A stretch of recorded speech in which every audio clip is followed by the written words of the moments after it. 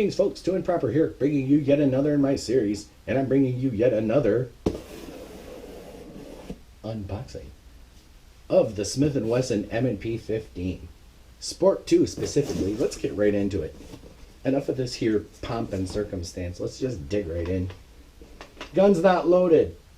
Anyway, this is the Smith & Wesson M&P 15 Sport 2. Did some trading and wheeling and dealing, so here it is. I was originally going to get the Smith & Wesson M&P 15 Sport, the first version, but Destiny had it that I waited. Oh, wait a minute. That wasn't Destiny. That was finances. The criminals won't go to purchase the guns because there'll be a background check. We'll stop them from the original purchase. Anywho, I ended up getting this about a year and a half later than I was going to get the M&P 15 Sport 1. And I'm glad I did, because I do have some extra features on this rifle that weren't present on Sport 1. For example, the forward assist and the dust cover. Now that's pretty good, but really I wasn't going to use either of these much anyway. I don't believe they really would have been of much use to me, because I don't fire rifles that often. I'm more of a pistol guy, so I don't really fire rifles that often. Still, it's good to know they're there in the event that I actually should need them. I just doubt I will. Now, let's go over this rifle really quickly. Let's go from back to front. This does have a 6-position buttstock, which comes in handy, because if you're going to especially change apertures on this flip-up M-Bus sight from Magpul here, it has 2 aperture settings. If you look at it, I can show you that it's got a little flip-up tab right here, which is actually changing apertures so that you can look through a wider or smaller hole. That's basically what aperture means.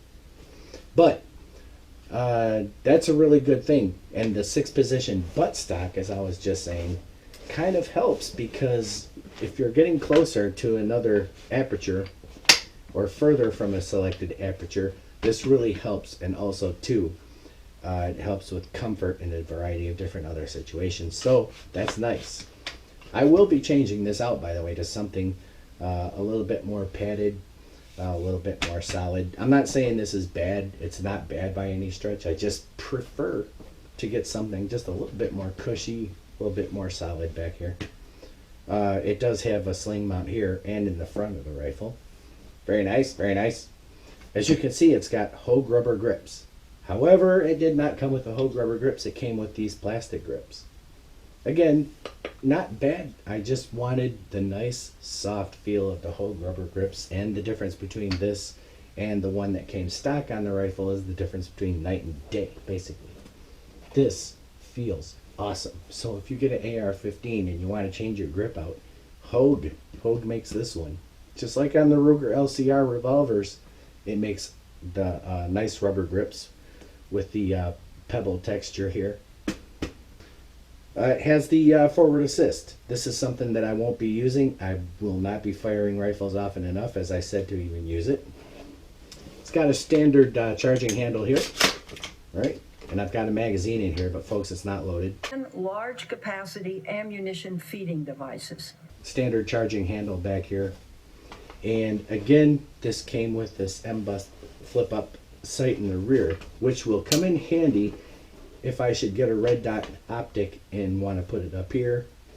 And I can just fold this rear sight out of the way and get on with business by putting my red dot sight or whatever optic it is I want on the front here. Ghost guns. It came with one mag. It came with one P mag. And this was the one it came with, actually. And the rifle has a very good mag release.